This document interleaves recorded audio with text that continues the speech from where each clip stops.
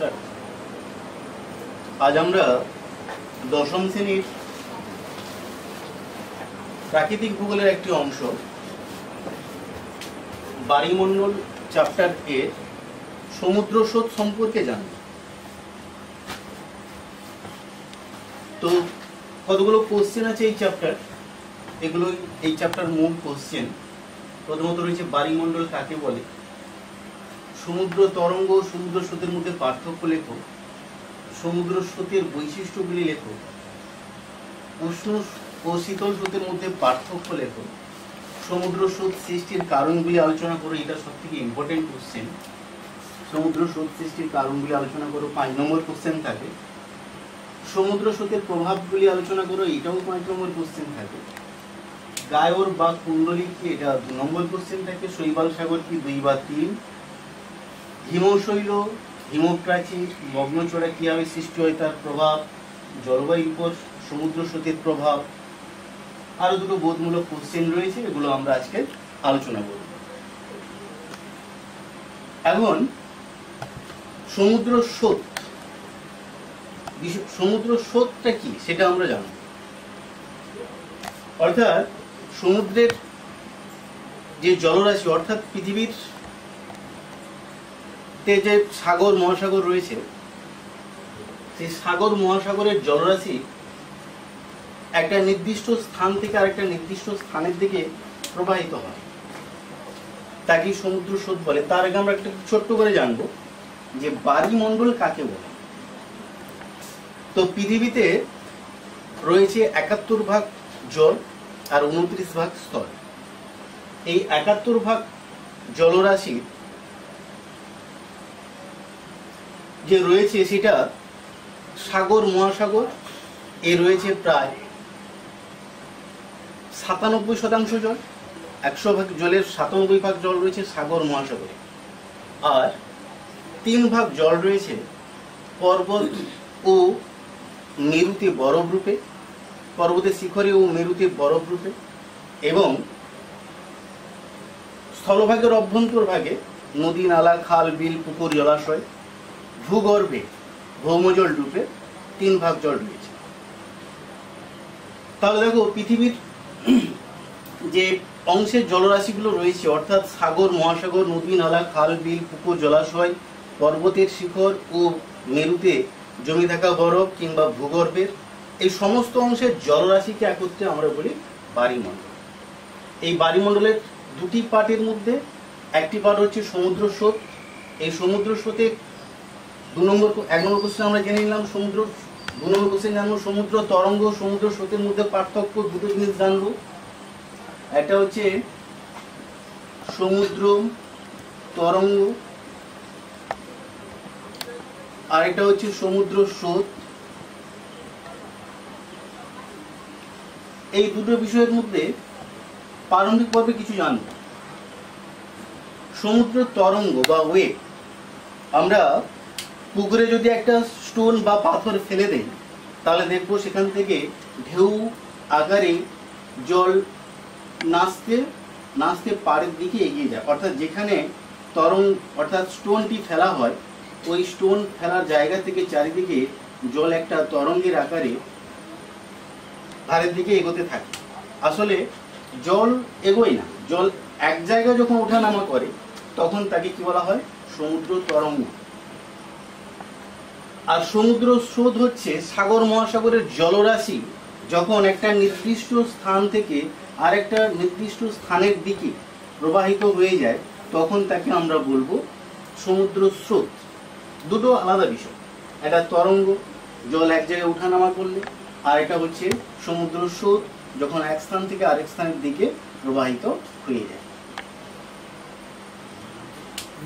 দুয়ের মধ্যে পার্থক্য রয়েছে, তাহলে আমরা দুটোর সংজ্ঞা বলতে পারবো। দুয়ের ক্ষেত্রে যদি বলি অবস্থান, এটা সমুদ্রে অবস্থান করে, এটাও সমুদ্রে অবস্থান করে, তবে এই সমুদ্র তরঙ্গ প্রায় যেটা হয়ে থাকে 1 থেকে 1.5 মিটার পর্যন্ত ওঠানামা করে। সুনামির সময় সর্ববৃহৎ তরঙ্গ সৃষ্টি হয়। আর তরঙ্গ স্থান পরিবর্তন করে না, সমুদ্রের জলরাশি বা সমুদ্র স্রোত কিন্তু স্থান পরিবর্তন করে। আর সমুদ্র তরঙ্গের ক্ষেত্রে দেখো, যদি আমরা উপকূল ভাগ ধরে থাকি, এটা উপকূল ভাগ, এই উপকূল ভাগের ক্ষেত্রে সমুদ্রের ঢেউ বা তরঙ্গ যখন আছড়ে পড়ে তখন উপকূল ভাগের কি হয়ে থাকে, ক্ষয় কাজ সঞ্চয় কাজ লক্ষ্য করা যায়। কিন্তু সমুদ্র স্রোত ক্ষয় বা সঞ্চয় করে না, তবে যেহেতু এক স্থান থেকে অন্য স্থানে বয়ে যায়, বহন করে নিয়ে যায়। জলবায়ুর ক্ষেত্রে সমুদ্র তরঙ্গের বিশেষ কোনো প্রভাব নেই, কিন্তু তরঙ্গ থেকে জলবিদ্যুৎ উৎপাদন করা যায়। কিন্তু জলবায়ুর ক্ষেত্রে সমুদ্র তরঙ্গের প্রভাব, তরঙ্গের কোনো প্রভাব নেই, কিন্তু সমুদ্র স্রোতের প্রভাব রয়েছে। সমুদ্র স্রোত যে অঞ্চলের পাশ দিয়ে যায় সেটা যদি শীতল হয়, সেই অঞ্চলের জলবায়ু শীতল হবে। যে অঞ্চলের পাশ দিয়ে উষ্ণ স্রোত প্রবাহিত হবে, সেখানকার জলবায়ু উষ্ণ হবে। তো দেখো, এই সমুদ্র তরঙ্গ ও স্রোত, তরঙ্গ সৃষ্টির মূল কারণ হচ্ছে সমুদ্রের যে জলরাশি থাকে, সেই জলরাশির উপর যখন বায়ু চাপ দেয়, বায়ু অদৃশ্য পদার্থ, একরকম শক্তি। বায়ু যখন রাশি জলের উপর দিয়ে প্রবাহিত হবে তখন জলের উপর একটা চাপ সৃষ্টি করে, যেখানে চাপ সৃষ্টি করবে সেখানে জল বসবে, পাশের জল উঠবে। এইভাবে ঢেউ বা তরঙ্গ সৃষ্টি হয়। এই ঢেউ বা তরঙ্গ বা ওয়েভ, এটা প্রধান যদি বলি না, ভূবাহ্যিক কারণ হিসেবে বায়ুরাশির চাপের ফলে সৃষ্টি হয়। পরবর্তীকালে যদি আমরা বলে থাকি যে সমুদ্রের তলদেশের পাতের সংঘাতের ফলে যদি পাতের সংঘাত হয়, তাহলেও তার দ্বারা যে কম্পাঙ্ক সৃষ্টি হবে, জল নাচতে শুরু করবে। কিংবা ভূগর্ভের ম্যাগমা যদি বেরিয়ে আসে, সেও এসে জলের নিচে আঘাত হানবে, গ্যাস বাষ্প যদি বেরিয়ে এসে আঘাত হানে, তার ফলেও ঢেউ বা তরঙ্গ সৃষ্টি হয়। এবার আমরা জানবো যে সমুদ্র স্রোত সৃষ্টির কি কি কারণ রয়েছে। তো আপাতত ভাবে আমরা তরঙ্গ আর স্রোতের মধ্যে পার্থক্য জানলাম। তরঙ্গ এক জায়গায় ওঠানামা করে, স্রোত এক স্থান থেকে আরেক স্থানের দিকে প্রবাহিত হয়। তরঙ্গ উপকূল ভাগে আঘাত হানতে পারে, স্রোত আঘাত হানে না। তরঙ্গ উপকূল ভাগে ক্ষয় সঞ্চয় করে, স্রোত ক্ষয় সঞ্চয় করে না, বহন করে। তরঙ্গ দ্বারা জলবিদ্যুৎ উৎপাদন করা যায়, সমুদ্র স্রোতের দ্বারাও জলবিদ্যুৎ উৎপাদন করা যায়। তরঙ্গ জলবায়ুর উপর বিশেষ কোনো প্রভাব ফেলে না, সমুদ্র স্রোত জলবায়ুর উপর বিশেষ প্রভাব ফেলে। অর্থাৎ প্রকৃতি অনুসারে সমুদ্র স্রোত দুরকম হয়, একটা উষ্ণ স্রোত হয়, একটা শীতল স্রোত হয়। যেটা উষ্ণ স্রোত যে উপকূলের পাশ দিয়ে যাবে সেখানকার জলবায়ুকে উষ্ণ করবে, পরবর্তীকালে একটু ডিটেলসে জানবো। আর যার পাশ দিয়ে শীতল স্রোত যাবে সেখানকার জলবায়ু শীতল হবে। আপাততভাবে তরঙ্গ আর স্রোতের মধ্যে পার্থক্য জানলাম। সৃষ্টির কারণ হিসাবে আমরা তরঙ্গ সৃষ্টির কারণ জানলাম, তিনটি কারণ। একটা বায়ুরাশির চাপ, দুই পাতের সংঘাত, অগ্নুৎপাত। এই কারণের ফলে সমুদ্র তরঙ্গ সৃষ্টি হয়। সমুদ্র স্রোত সৃষ্টির কারণ, এটা একটা বড় কোশ্চেন, ইম্পর্টেন্ট কোশ্চেন।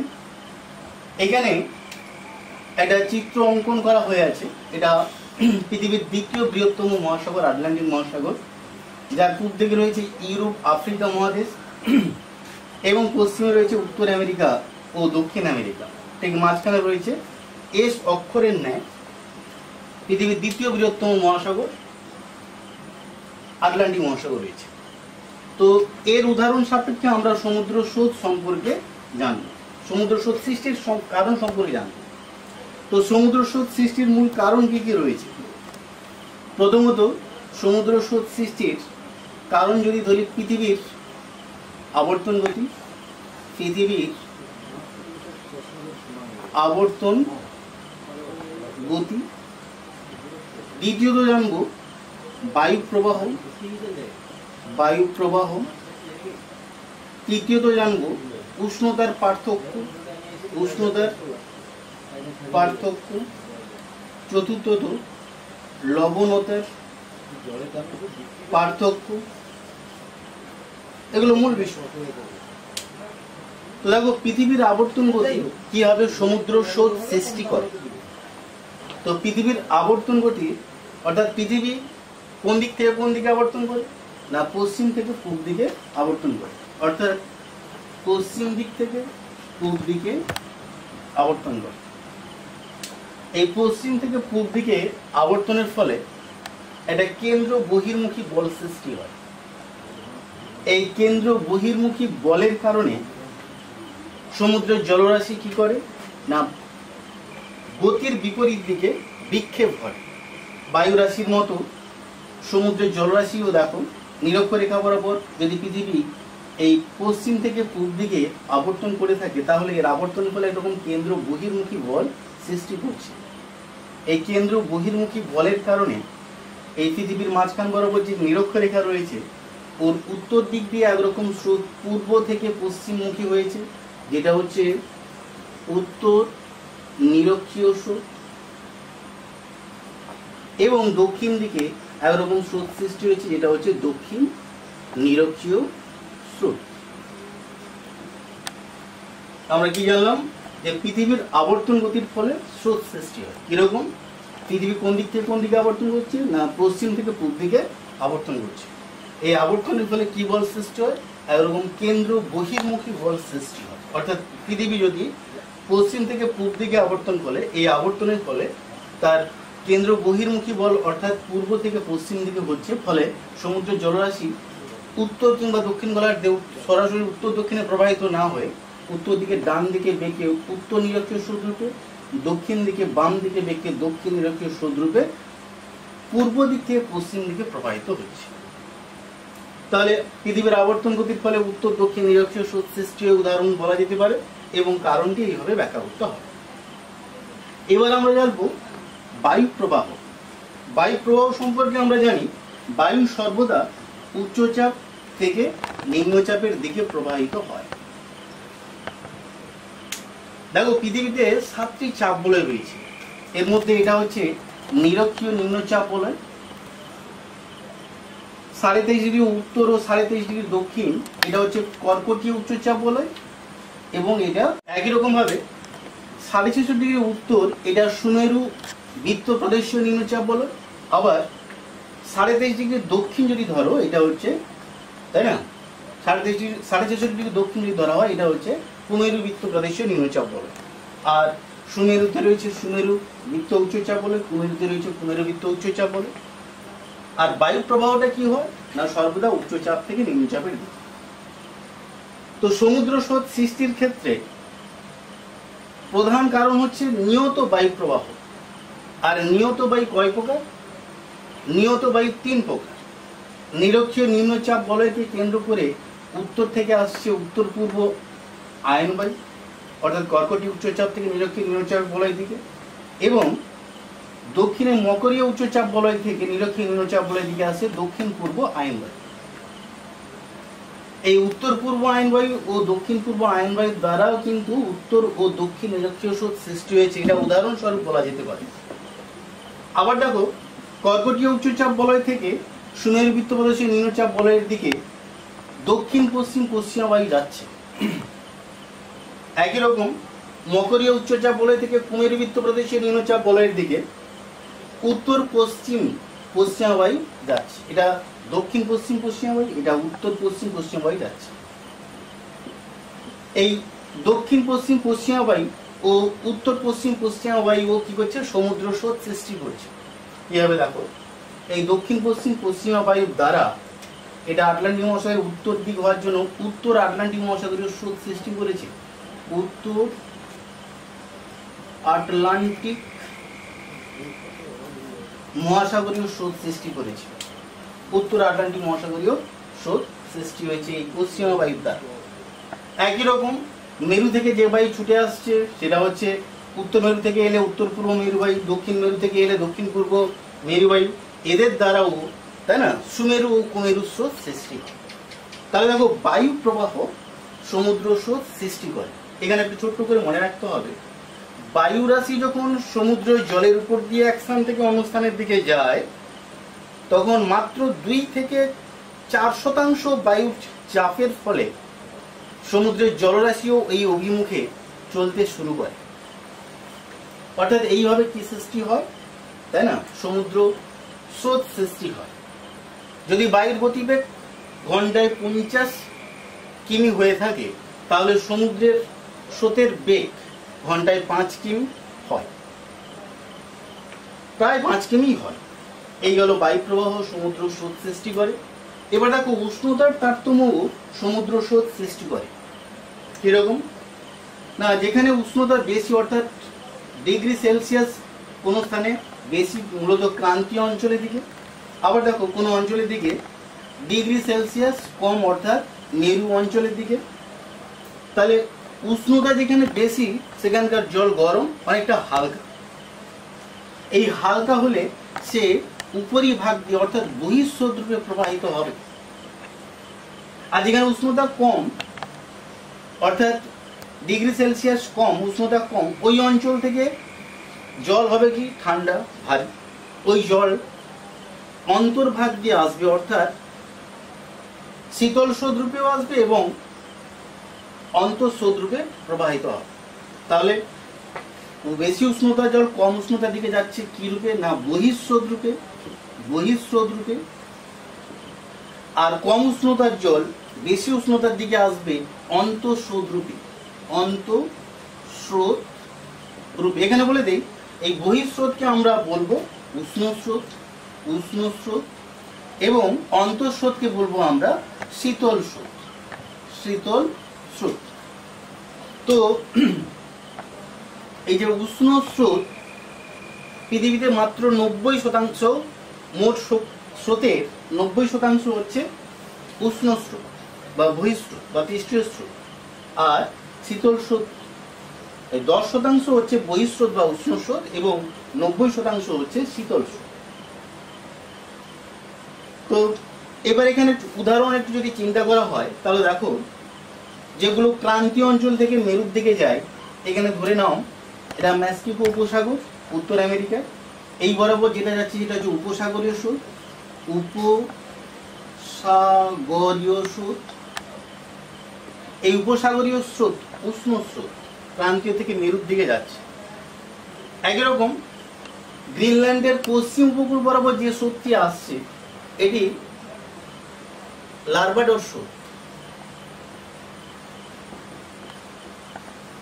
এটা শীতল স্রোত অর্থাৎ ক্রান্তীয় অঞ্চল থেকে মেরুর দিকে আসে। আবার এই বহিঃস্রোতটি প্রায় 100 থেকে 200 মিটার গভীরতা বরাবর প্রবাহিত হয় বা উষ্ণ স্রোত। আর শীতল স্রোত প্রায় 1000 মিটার গভীরতা বরাবর, সমুদ্রে 1000 মিটার গভীরতা বরাবর শীতল বা অন্তঃস্রোত প্রবাহিত হয়। তাহলে আমরা উষ্ণ স্রোত জানলাম, উদাহরণও দিতে পারছি। এবার জানবো আমরা লবণতার পার্থক্য কিভাবে সমুদ্র স্রোত সৃষ্টি করে।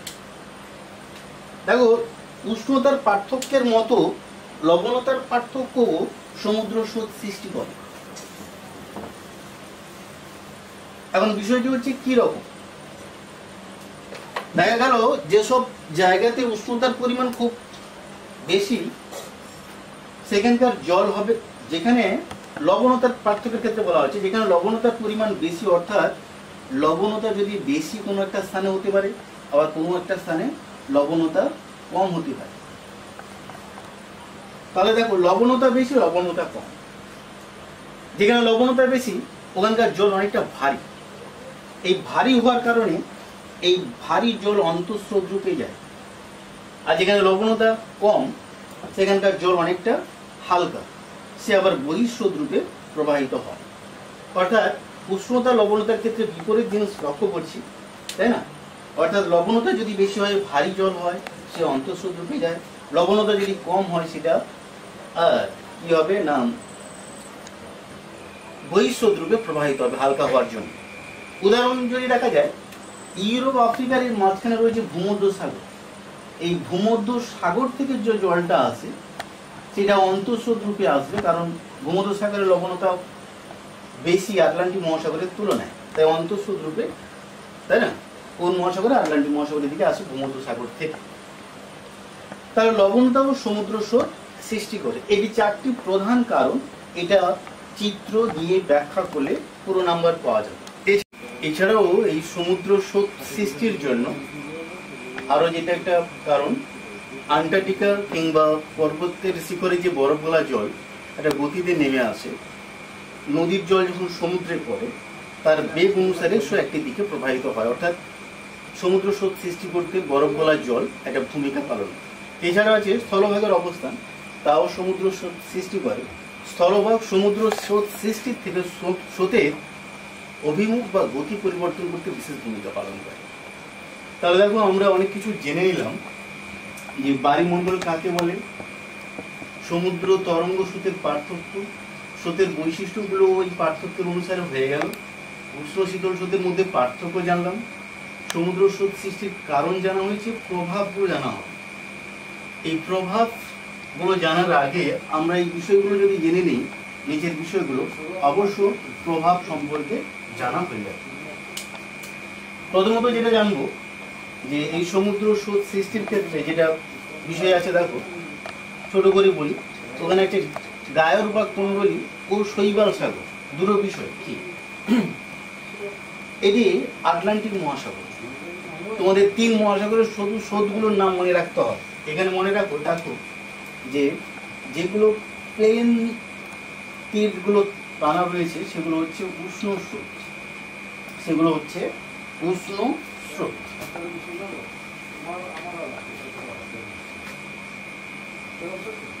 উষ্ণ স্রোত। ডাবল ডট তীরগুলো যেটা রয়েছে ওগুলো হচ্ছে শীতল স্রোত। জানার মূল এবার ছোট ছোট কোশ্চেন যে 2 নম্বর বা 3 নম্বর আছে ওগুলো জেনে নাও একটু।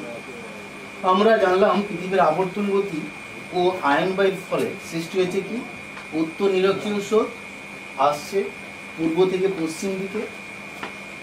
এই উত্তর নিরক্ষীয় স্রোত এসে দক্ষিণ আমেরিকার এই ব্রাজিলের উত্তর অংশে রয়েছে ক্যারিবিয়ান দ্বীপপুঞ্জ, তার পাশ দিয়ে যাওয়ার জন্য 3 নম্বর স্রোতের নাম হয়ে গেছে ক্যারিবিয়ান স্রোত যাচ্ছে।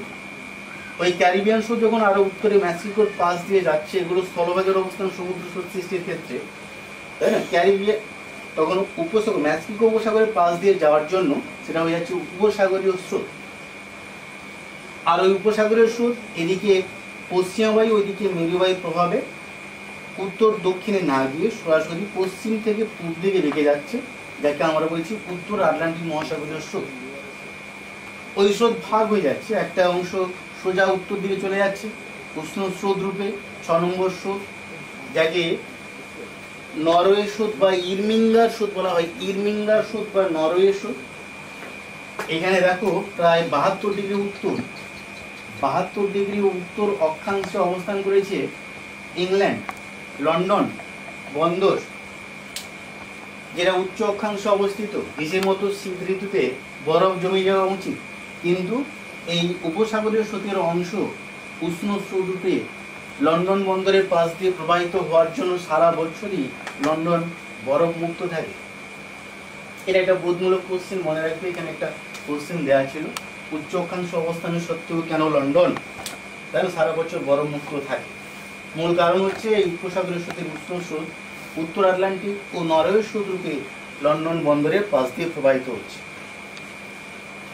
এবার আসো, উত্তর নিরক্ষীয় স্রোত আসার সঙ্গে সঙ্গে পূর্ব দিক থেকে পশ্চিম দিকে, এই পূর্ব দিকে এখানে জলের ঘাটতি, ওই ঘাটতি পূরণ করার জন্য উত্তর থেকে জলরাশি নামতে শুরু করছে। তখনই কি হচ্ছে না, ইউরোপের যে এই পশ্চিম উপকূল, এর নাম ক্যানারি উপকূল, ওর পাশ দিয়ে আসার জন্য 7 নম্বর স্রোত সৃষ্টি হয়েছে ক্যানারি স্রোত। এবং ওই ক্যানারি স্রোত যখন আরো দক্ষিণ দিকে আসছে, আফ্রিকার এই গিনি অঞ্চলের পাশ দিয়ে দক্ষিণে নেমে আসছে, তখন তাকে বলা হচ্ছে 8 নম্বর স্রোত হিসেবে গিনি স্রোত, অর্থাৎ ক্যানারি স্রোত গিনি স্রোত সৃষ্টি করবে। এবার দেখো কতগুলো বিষয়, একটা ছোট্ট 2 নম্বর কোশ্চেনের অ্যান্সার মনে রাখার মতো। এই যে উত্তর নিরক্ষীয় স্রোত সঙ্গে 3 নম্বর স্রোতের নাম হচ্ছে ক্যারিবিয়ান স্রোত, 4 নম্বর স্রোত উপসাগরীয় স্রোত, 5 উত্তর আটলান্টিক মহাসাগরীয় স্রোত, তাই না? সঙ্গে 7 ক্যানারি স্রোত, 8 গিনি স্রোত। এই 1 2 3 4 5 6, এই 6টা স্রোত আটলান্টিক মহাসাগরের উত্তর দিকে পরস্পর মিলিত হয়ে একটা চক্রাকার জলাবর্তন সৃষ্টি করে, চক্রাকার জলাবর্তন সৃষ্টি করেছে।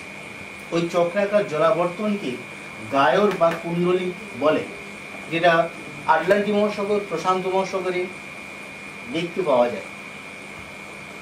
আমি কি বললাম যে কতগুলো স্রোত, এটা উষ্ণ স্রোত, উষ্ণ স্রোত, উষ্ণ স্রোত, শীতল স্রোত, শীতল স্রোত, এই উষ্ণ ও শীতল স্রোত পরস্পর মিলিত হয়ে যে চক্রাকার একটা জলাবর্তন সৃষ্টি হয়, ওই জলাবর্তনকে কুণ্ডলী বা গায়র বা জায়রও বলে। আর ওই চক্রাকার জলাবর্তনের মাঝখানে জলটা স্থির থাকে, পুরো এই অঞ্চলের জলটা স্থির থাকে। মাঝখানের জল স্থির থাকার জন্য চারিদিকের জল চক্রাকারে আবর্তিত হচ্ছে, মাঝখানে জল স্থির। স্থির জলে শৈবাল জাতীয় উদ্ভিদ জন্মায় এবং পুরো অঞ্চলটা শৈবাল জাতীয় উদ্ভিদ ছেয়ে যায়, তাই একে শৈবাল সাগর বা সারগোসাসি বলে, সারগোসাসি বা শৈবাল সাগর বলে। আবারও বলি, কতগুলো স্রোত, এই যে উত্তর নিরক্ষীয় স্রোত উদাহরণ সহ যদি ব্যাখ্যা করা হয়, উত্তর নিরক্ষীয় স্রোত, ক্যানারি স্রোত, উপসাগরের স্রোত, উত্তর আটলান্টিক মহাসাগরের স্রোত, এখানে রয়েছে ক্যানারি স্রোত এবং গিনি স্রোত। উত্তর নিরক্ষীয় স্রোত, ক্যারিবিয়ান স্রোত, উপসাগরের স্রোত, উত্তর আটলান্টিক মহাসাগরের স্রোত, ক্যানারি স্রোত, গিনি স্রোত, এই পরস্পর চক্রাকারে আবর্তিত হয়ে মাঝখানে একটা জলাবর্তন, চারদিকে জলাবর্তন সৃষ্টি করছে, মাঝখানে স্থির জল। ওই স্থির জলে কচুরিপানা বা ন্যায় শৈবাল জাতীয় উদ্ভিদ জন্মায়। এই শৈবাল জাতীয় উদ্ভিদ জন্মানোর জন্য একে শৈবাল সাগর বা সারগোসাসি বলে। এরপরে চলে আসো আমরা হিমশৈল কি বিষয়টা জানবো, যেটা প্রথমে তোমরা প্রাকৃতিক বলে জেনেছ। মেরু থেকে যে সুবিশাল বরফের চাই, অর্থাৎ সমুদ্র তরঙ্গের আঘাতের ফলে গ্রিনল্যান্ড হতে পারে বা সুমেরু হতে পারে কিংবা আন্টার্কটিকা হতে পারে দক্ষিণে, সুবিশাল বরফের চাই ভাসতে ভাসতে জলে তারা সাগরের দিকে এগিয়ে আসে, যার এক ভাগ উপরে থাকে, 9 ভাগ নিচে থাকে, ওকেই হিমশৈল বলে। এটা হচ্ছে হিমশৈল। এই হিমশৈল কি সৃষ্টি করলো, যার এক ভাগ উপরে 9 ভাগ নিচে, যেটা কিনা সাগরের জলে ভাসতে থাকে। এই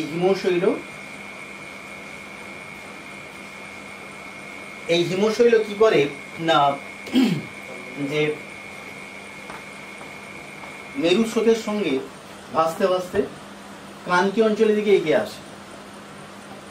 আর এইরকম একটা সুবিশাল হিমশৈলের প্রথম যাত্রাতেই টাইটানিক জাহাজ আঘাতপ্রাপ্ত হয়ে জাহাজটি ডুবে গিয়েছিল।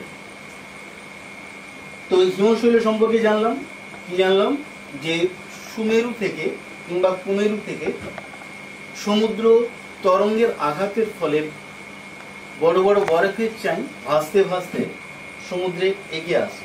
এই ভাসতে ভাসতে যখন এগিয়ে আসছে, যার এক ভাগ থাকে উপরে, 9 ভাগ থাকে জলের মধ্যে, ওই রকম বরফের চাইকে আমরা হিমশৈল বলি।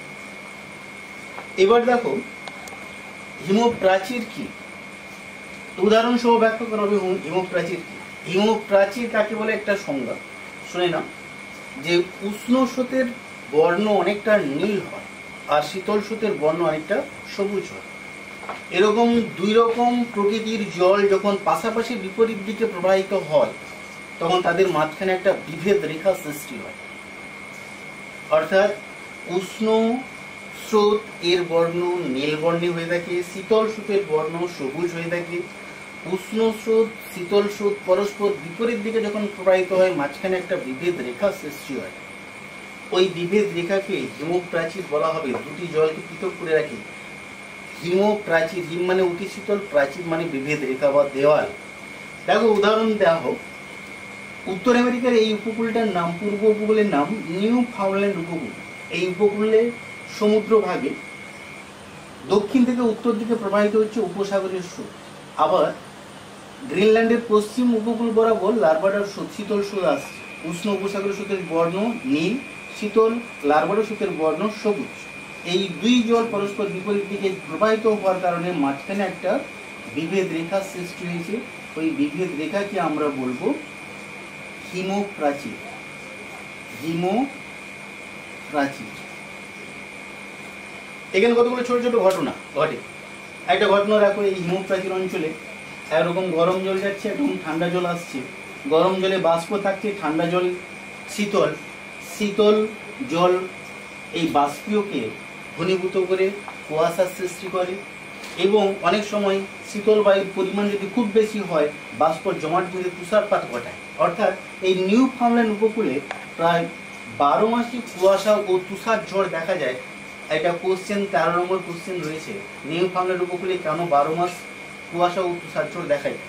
তার মূল কথা হচ্ছে যে এই উপসাগরের স্রোত উষ্ণ জলীয়বাষ্প নিয়ে যাচ্ছে, আর লার্বাডর স্রোত শীতল, তাই না, শীতল বায়ু আসছে, শীতল বায়ুর সংস্পর্শে এই বাষ্প যাওয়া মানে ঘনীভূত হচ্ছে, ধূলিকণাকে কেন্দ্র করে বাতাসে ভেসে বেড়ালে সেখানে হবে কুয়াশা। আর ওগুলো যদি অতি শীতল বায়ুর সংস্পর্শে এসে জমাট বেঁধে ছোট ছোট বরফ আকারে চড়ে পড়ে তখন তাকে আমরা বলবো তুষারপাত। এই কুয়াশা ও তুষারপাত এই নিউ ফাউন্ডল্যান্ড উপকূলে এই হিমপ্রাচীর অঞ্চল বরাবর সৃষ্টি। তো দেখো এই জায়গায় আরো একটি ইম্পর্টেন্ট বিষয় হচ্ছে কি, যে হিমশৈলগুলো আসছে সেই হিমশৈলগুলি কি করে না এই উষ্ণ উপসাগরীয় স্রোতের সংস্পর্শে আসা মানে গলে যায়। গলে যাওয়া মানে ওই হিমশৈলে থাকা নুড়ি বালি পলি যা কিছু রয়েছে সেগুলো থিতিয়ে পড়ে। থিতিয়ে পড়তে পড়তে একরকম কি সৃষ্টি করবে না একরকম, অর্থাৎ সমুদ্র ভাগের গভীরতা অনেকটা কমে যাবে। যদি এটা সমুদ্র ভাগ হয়, জলরাশি এই পর্যন্ত থাকে, পলি বালি সঞ্চিত হতে হতে নিচে কি ঘটনা ঘটবে, অর্থাৎ একরকম জল নিচ থেকে অনেকটা উঠে আসছে, যেটা জল থেকে সামান্য নিচে ডুবে রয়েছে। এই জল থেকে সামান্য নিচে ডুবে থাকার জন্য তাকে মগ্ন চড়া বলা হয়। মগ্ন চড়া, অল্প নিচে চড়া রয়েছে, জলের অল্প নিচে, মগ্ন চড়া।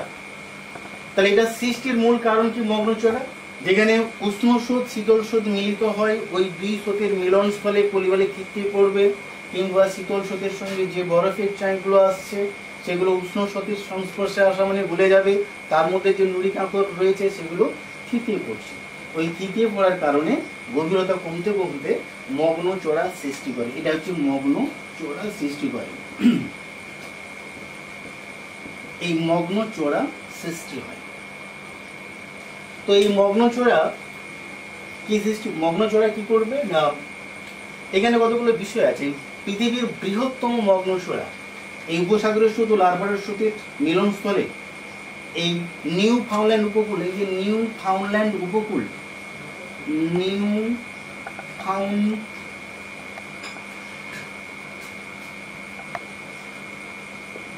উপকূল ভাগে অল্প দূরে রয়েছে পৃথিবীর বৃহত্তম মগ্ন চড়া গ্র্যান্ড ব্যাংক। গ্র্যান্ড ব্যাংক পৃথিবীর বৃহত্তম মগ্ন চড়া এখানে সৃষ্টি হয়েছে। এখানটা এই উপসাগর স্রোত ও লার্ভাডর স্রোতের মিলনস্থলে পৃথিবীর বৃহত্তম মগ্ন চড়া। তো দেখো তাহলে মগ্ন চড়া কিভাবে সৃষ্টি হলো, গুরুত্ব অপরিসীম মগ্ন চড়ার গুরুত্ব। কারণ কি না, এই জায়গায় উষ্ণ আর শীতল জল মিলিত হওয়ার জন্য প্রচুর পরিমাণে মাছের খাওয়ার, অর্থাৎ প্লাঙ্কটন সৃষ্টি হয়। প্লাঙ্কটন দু প্রকার, এটা জু প্লাঙ্কটন আর একটা ফাইটোপ্লাঙ্কটন। এই জু প্লাঙ্কটনকে খাবে ফাইটোপ্লাঙ্কটন, আর ফাইটোপ্লাঙ্কটনকে খাবে ছোট মাছ, ছোট মাছকে বড় মাছ। এইভাবে প্লাঙ্কটনের প্রাচুর্য ঘটার জন্য, উষ্ণ শীতল স্রোতের মিলনস্থলে প্লাঙ্কটনের প্রাচুর্য ঘটার জন্য এখানে প্রচুর পরিমাণে মাছের সমাগম ঘটে। অর্থাৎ এই যে গ্র্যান্ড ব্যাংক পৃথিবীর বৃহত্তম মগ্নচড়া, এটা একটা বৃহৎ মানে একটা উল্লেখযোগ্য মৎস্য শিকার ক্ষেত্র গ্র্যান্ড ব্যাংক। তো দেখো তাহলে মগ্নচড়ার একটা গুরুত্বপূর্ণ প্রভাব হলো কি, এখানে বৃহত্তম মৎস্য শিকার ক্ষেত্র বিকাশ লাভ করে বা গড়ে ওঠে। এছাড়া দেখো যখন উষ্ণ শীতল স্রোত মিলিত হচ্ছে, প্লাঙ্কটনের প্রাচুর্য ঘটছে, বিভিন্ন রকম উদ্ভিদ প্রাণীর সমাগম ঘটছে, ওদের দেহাবশেষ ওই পলিরাশির মধ্যে যখন থিতিয়ে পড়ছে, ওই পলিরাশির মধ্যে থিতিয়ে পড়ার কারণে, তাই না, পলিস্তরের মধ্যে থাকা মানে চাপিয়ে তাপিয়ে পরিবর্তিত হয়ে সেটা খনিজ তেল কিংবা প্রাকৃতিক গ্যাস সৃষ্টি করে। এছাড়া বিভিন্ন রকম খনিজ লবণ বা মূল্যবান পাথর এই জায়গায় সৃষ্টি হয়। এটা মগ্নচড়ার বিশেষ গুরুত্ব। এই গ্র্যান্ড ব্যাংক অঞ্চল কিংবা এই জায়গায় রয়েছে গ্রিনল্যান্ডের পূর্ব উপকূল বরাবর যেটা আসছে 9 নম্বর স্রোত, গ্রিনল্যান্ড স্রোত, আর এই আটলান্টিক মহাসাগর স্রোতের এই মিলনস্থলেও ডগার্স ব্যাংক রয়েছে। এই জায়গায় ডগার্স ব্যাংক, এটাও একটা উল্লেখযোগ্য ব্যাংক, ডগার্স ব্যাংক। এই ডগার্স ব্যাংক রয়েছে, এটাও একটি উল্লেখযোগ্য মগ্নচড়া। আর মৎস্য শিকার ক্ষেত্র খনিজ সম্পদের প্রাচুর্য ঘটে, খনিজ সম্পদও পাওয়া যায়, এটা এর বিশেষ গুরুত্ব। তো অর্থাৎ মগ্নচড়া কিভাবে সৃষ্টি হয় তার প্রভাব আলোচনা করো, এটাও আমরা জেনে নিই। এবার লাস্ট একটা ছোট্ট বিষয় রয়েছে, যেটা হচ্ছে কিনা জলবায়ুর উপর কিরূপ প্রভাব ফেলে। তো দেখো অনেকগুলো ছোট ছোট কোশ্চেন জানলাম আমরা, যেমন কি না কতগুলো সুদ চক্রাকারে আবর্তিত হয়ে সৃষ্টি করলো কি গায়র বা কুণ্ডলী, মাঝখানে স্থির জলে শৈবাল জাতীয় উদ্ভিদ জন্মে শৈবাল সাগর, বরফের চাই ভাসতে ভাসতে এলে তাকে আমরা বলছি হিমশৈল, উষ্ণ শীতল জলের মিলনের ফলে গলে গিয়ে ধীরে ধীরে নুড়ি কাকর থিতিয়ে পড়তে পড়তে মগ্ন ছড়া সৃষ্টি করছে, তাকে আমরা গ্র্যান্ড প্যান্ট বলছি, বৃহত্তম মগ্ন ছড়া। এবং মৎস্য শিকার ক্ষেত্র কেন তাও জানলাম, উষ্ণ আর শীতল জল যেখানে মিলিত হয় মাছের খাবার প্রচুর পরিমাণে প্লাঙ্কটন জন্মায়। প্লাঙ্কটন দু প্রকার, একটা জু প্লাঙ্কটন, ফাইটোপ্লাঙ্কটন, এগুলো মাছের প্রধান খাদ্য, এই জন্য মাছের সমাগম ঘটে, মৎস্য শিকার ক্ষেত্র বিকাশ লাভ করে। এছাড়া ওই সমস্ত প্রাণীর অবশেষ ওই পলি রাশির মধ্যে চাপা পড়া মানে চাপে তাপে পরিবর্তিত হয়ে খনিজ তেল প্রাকৃতিক গ্যাস সৃষ্টি করে, কিংবা বিভিন্ন রকম খনিজ লবণের পরিমাণও বৃদ্ধি পায়। এগুলো গেল মোটামুটি সমুদ্র স্রোতের প্রভাব, এতগুলো প্রভাব, অর্থাৎ এই গায়র কুণ্ডলী, শৈবাল সাগর সৃষ্টি হওয়া, কিংবা হিমপ্রাচীর সৃষ্টি হওয়া, কুয়াশা তুষার জল সৃষ্টি হওয়া। এবার আমরা জানবো জলবায়ুর উপর কিরূপ প্রভাব ফেলে। তো সহজ কথায়, যে উপকূলের পাশ দিয়ে উষ্ণ স্রোত যাবে, এটি নিউ ফাউন্ডল্যান্ড অর্থাৎ ইউএসএ আমেরিকা যুক্তরাষ্ট্রের যেটা দক্ষিণ পূর্ব দিক বরাবর যে যাচ্ছে উপসাগরীয় স্রোত, অতএব এখানে জলবায়ুটাকে উষ্ণ স্রোতের সৃষ্টি করেছে। একটু ভালো করে মনে রাখো, এই ম্যাক্সিকো উপসাগরে এই উপসাগরীয় স্রোতের দরুন এই জায়গায় ভয়ঙ্কর ঘূর্ণিঝড় টর্নেডো সৃষ্টি হয় বা লক্ষ্য করা যায়, ব্যাপক ক্ষয়ক্ষতি করে থাকে।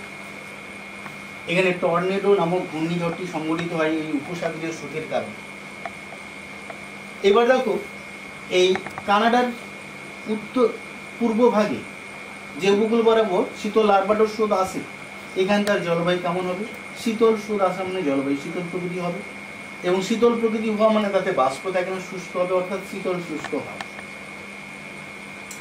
আর যেখানে উষ্ণ শীতল স্রোত মিলিত হয়, একটু আগে বলে দিয়েছি কুয়াশা, তুষার ঝড় সৃষ্টি করে, এটাও একটা জলবায়ুর উপর প্রভাব ফেলেছে।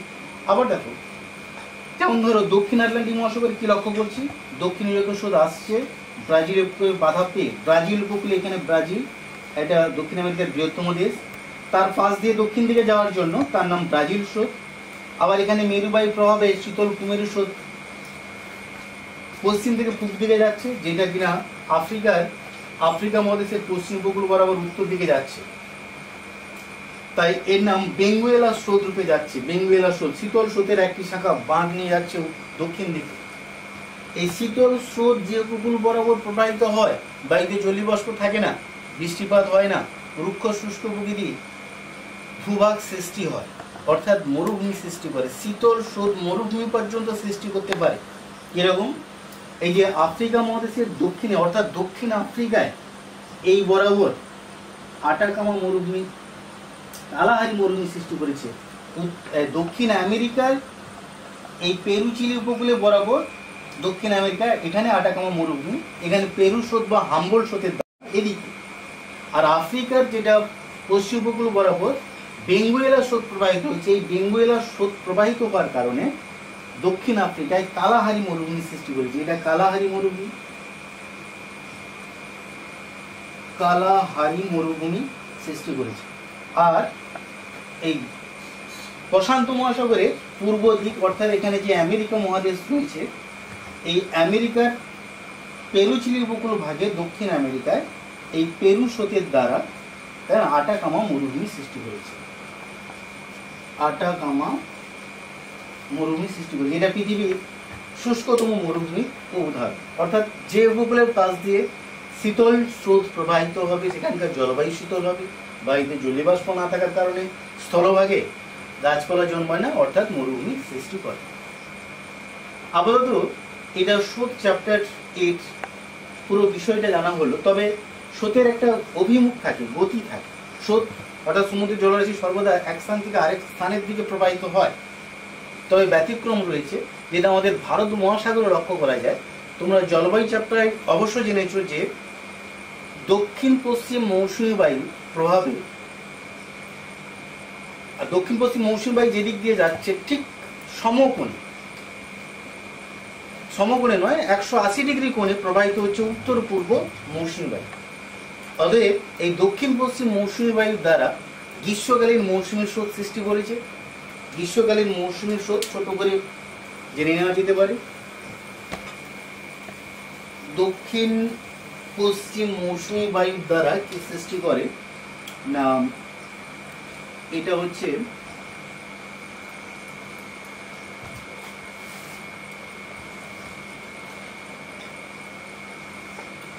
এবার দেখো দক্ষিণ পশ্চিম মৌসুমী বায়ু এইভাবে প্রবাহিত হয়। দক্ষিণ পশ্চিম মৌসুমী বায়ু গ্রীষ্ম ঋতুতে, ফলে এই আরব সাগর থেকে সমুদ্রের জলরাশি তখন বঙ্গোপসাগরের দিকে প্রবাহিত হয়। এই জন্য এই দক্ষিণ পশ্চিম মৌসুমী বায়ু দ্বারা যখন আরব সাগর থেকে বঙ্গোপসাগরের দিকে জলরাশি যাচ্ছে তখন একে গ্রীষ্মকালীন মৌসুমী স্রোত বলা হয়। গ্রীষ্মকালীন মৌসুমী স্রোত।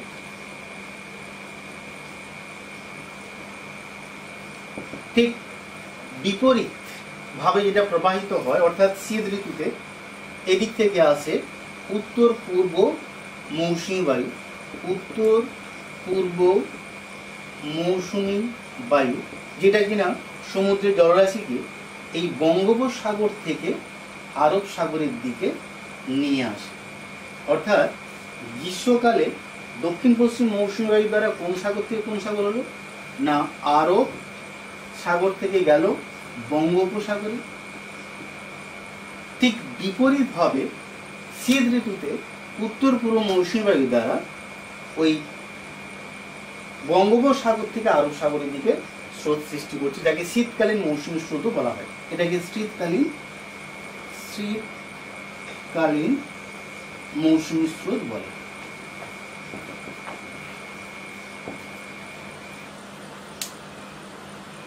আপাতত আমরা জানলাম যে স্রোতের অভিমুখ একই দিকে হয়, কিন্তু ব্যতিক্রমী হিসেবে আমরা কি জানলাম, মৌসুমী স্রোত ব্যতিক্রমী স্রোত, যেটা অভিমুখ পরিবর্তন করে, দিকের পরিবর্তন হয়।